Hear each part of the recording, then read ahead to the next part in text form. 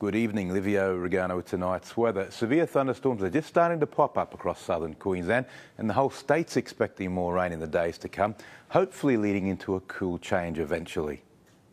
This heat-humidity combo is getting quite ridiculous, and most of us are over it, especially the nights with the Pacific Ocean sitting at 31 degrees. I don't think March is going to be a lot better. On the satellite loop now, thunderstorms have been slow to get going across the southern interior. There was a very good setup this afternoon if you looked at the balloon traces, and we were just waiting for the cap to be broken, in other words for it to get hot enough for air to just suddenly fall up.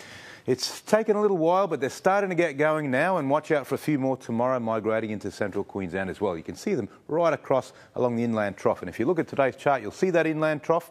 It's basically just behind the Great Dividing Range, and it's the dividing line between the moist northerly air, very hot at the moment, and the cooler southerly air behind it. On tomorrow's chart, the trough moves into southeast Queensland in the form of a cool change, sending off a few more storms, and there'll also be some reasonably heavy falls in the tropical inland. And now the latest from the Weather Bureau. The boating forecast for Cairns waters east to southeasterly winds 10 knots. That's tomorrow, then 10 to 15 knots for both Friday and Saturday. The next high tide is due tomorrow morning with a lesser tide in the late evening. Both modest tides, but getting bigger each morning in the lead up to Monday's new moon.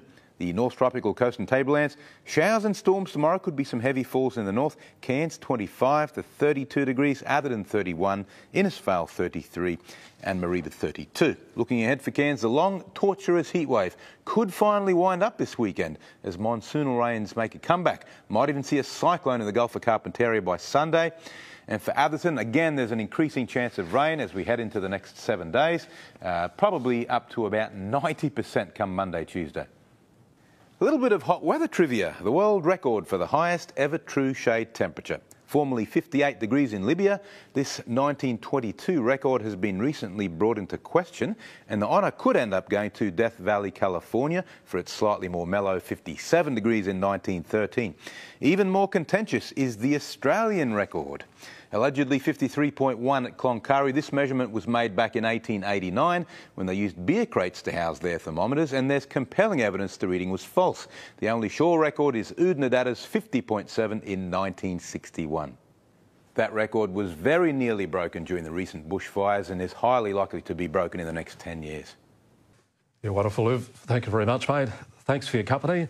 See you tomorrow night. Just a reminder, if you missed anything, you can see a replay of our news and also the National Bulletin over on 7 2. From all of us, good night. Good night.